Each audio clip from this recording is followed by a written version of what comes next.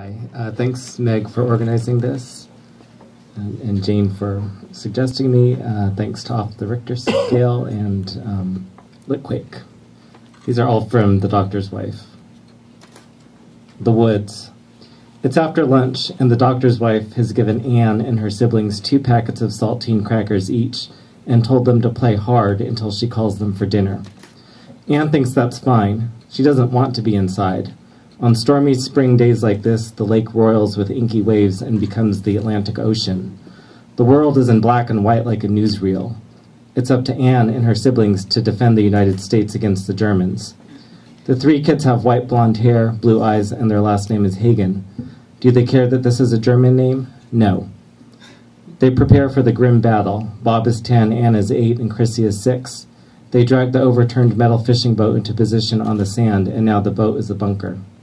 The pieces of driftwood around the fire pit become a jail for the POWs. Ace, their black Labrador retriever, keeps dropping a wet stick at Anne's feet and wagging his tail, but he is really a military police dog.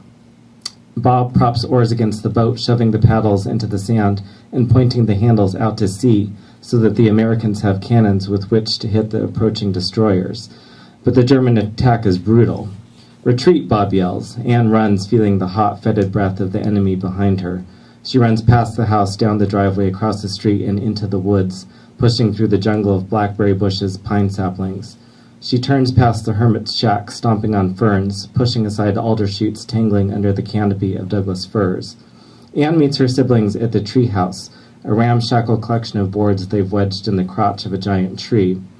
Bob calls down for the other 2 to hurry up and climb, but Chrissy's been hit by a bullet. Anne, now a nurse, kneels over her sister's sprawled body, pressing ferns into her wounds to stanch the bleeding. "I'm better now," Chrissy says, leaping up. The kids run from the Germans again, fleeing across the swamp, crossing the creek on the pieces of plywood they've made into bridges. In the swamp, Anne picks a skunk cabbage and flings it past Chrissy's head toward the enemy. Chrissy stops, gagging at the smell. Anne doesn't know why Chrissy always has to behave so dramatically. It must be her youth. "Let's hunt for frogs," Bob says, and the Germans are forgotten. Anne uses a stick to push aside the pussy willows. Chrissy lunges for 1 frog clumsily and 2 loudly. It's Bob who first catches one, cupping it in his hands. He opens his hands enough so that they can see it. "What are we going to do with it?" Anne asks. "Keep it?" Chrissy asks. Bob shakes his head, placing the frog gently down onto the dry patch, where it hops off into the reeds. They wipe their hands on their pants and unwrap the saltines. Anne licks little bits of salt off the surface of her cracker. When they're done with their snack, Bob asks Anne to knock on the hermit's door. There isn't anything definitively bad about the hermit, but what you don't know you make up, and Anne can imagine plenty. She shakes a little as she taps the door. The hermit answers Anne's knock. She tries to peer past him into his house, but sees only dark and shadows. He reaches into his pocket, pulling out a handful of butterscotches, the hard kind wrapped in yellow cellophane. Anne extends her hand to receive the gift. Then the doctor's wife is calling them, her loud voice telling them to come in for dinner. They run back home through the woods, stopping when they get to the street to divide the candy evenly. When they're in the kitchen setting the table, Chrissy pops a butterscotch in her mouth. "Where did you get that?" their mother asks, and Chrissy is dumb enough to tell her. The doctor's wife becomes very angry. The nurse stall. The doctor's wife is distracted. She sits at the kitchen table smoking. John is finally asleep. His brain is still sharp, but his motor skills are regressing. Anne is trying to ask her something. The doctor's wife stubs out her cigarette. "What?" "Am I going to get a nurse stall tomorrow?" It is Christmas Eve, and for 2 months preceding, the doctor's wife has heard just one thing out of Anne's mouth. "I thought you wanted a wedding doll," she says. "No," Anne shakes her head. "I always only wanted a nurse doll." Once the older kids are in bed, the doctor's wife undresses the doll. It's about 1 foot tall. Its face is made of bisque. The doll wears white shoes painted on her feet. Those will do. She holds the wedding dress up and looks at it critically, unsure whether she needs to take it apart at the seams to make a pattern. The model she has in mind is Clara Barton. She takes down an old sheet from the linen closet, then sets up the ironing board in the sewing room, clicking on the iron to heat. She'll starch the sheet stiff and then cut it up to make the uniform and hat, The hat will be tricky. The doctor's wife is not what she would call artistic. She has some navy blue wool for the cape and some red satin scraps to line the cape with. At midnight, the doctor's wife looks up to see her husband at the door to the sewing room. Come to bed. She doesn't need a nurse doll.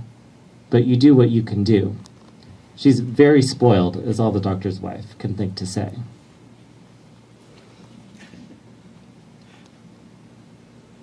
The Pacific War. The doctor has been trying not to worry so much. He's on a fishing trip with Gretel and Bobby, who's 13. They're on the northern fork of the Still-Guamish, fishing for steelhead, but not right this moment. It's too late in the morning to fish. The doctor and his son are eating ham sandwiches standing up. Gretel follows the doctor's every movement, hand to mouth, hand resting slack by the waist, then up to the mouth again. The doctor takes a drink from his beer can. A sharp, hot pain sears his throat. He drops his beer on the ground and says, "Jesus Christ," but doesn't yell.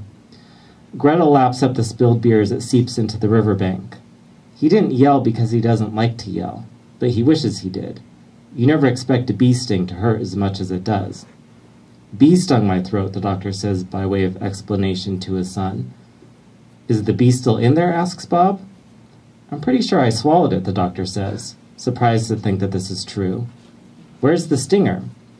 The doctor harumphs. "It seems to still be in my throat." If his throat starts to swell shut, something will have to be done quickly. He knows how to perform an emergency tracheotomy. The first he ever did was on the deck of the destroyer O'Bannon, off the coast of Guadalcanal. For the burned soldier, shedding sheets of skin, the tracheotomy was as useless as a syrinx of morphine. "If I pass out, I need you to help me," the doctor says to his son. He takes a knife out of the tackle box and a ballpoint pen from his shirt pocket, removing the ink reservoir from the pen's casing. He takes Bob's hand and guides his finger to the place between the Adam's apple and the cricoid cartilage. With the knife, make a half-inch slit, pinch the cut, and then poke the tube through the hole. "I'll regain consciousness when I can breathe again." "Okay," Bob says, drawing his hand to his own throat.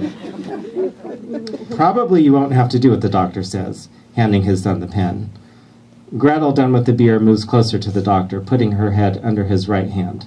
"Good dog," the doctor says. "Dad?" Bob asks, coming close. Their hands almost touch on the top of the dog's head. The doctor looks at the river, birch trees leaning toward the water, the steelhead hiding in the shadows. Two big dragonflies buzz past, connected to each other, mating. Gretel, who might not be the smartest dog, lopes after the dragonflies, snapping her jaws. "Dad?" Bob asks again. "Yes?" "What do I do after you wake up?" Thank you.